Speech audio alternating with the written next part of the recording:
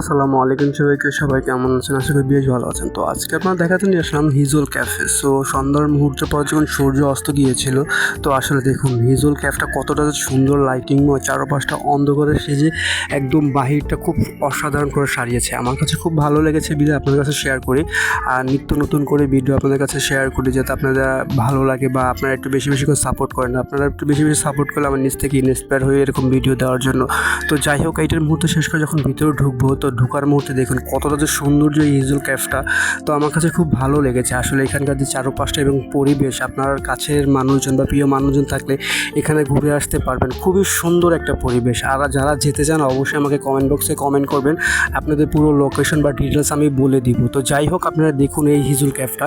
তো এটা শেষ করে যখন একদম পুরো ঢোকার মুহূর্ত হলো, তো ঢোকার মুহূর্তে যখন আর একটা ক্যাফে ঢুকবো, দেখুন কতটা যে সুন্দর চারপাশে আসলে লাইটিংময় এবং কতটা যে সুন্দর সাজানো।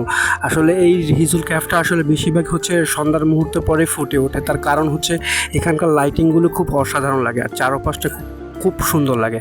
তো চেষ্টা করলাম আজকে আপনাদের পুরোটা ঘুরিয়ে দেখানোর জন্য। বাদবাকিটা একবার হলো গিয়ে আপনারা দেখতে পারেন। আর যারা যেতে চান অবশ্যই আমি বারবার বলে যাচ্ছি, কমেন্ট বক্সে কমেন্ট করবেন, পুরো লোকেশন ডিটেলস আমি বলে দিব।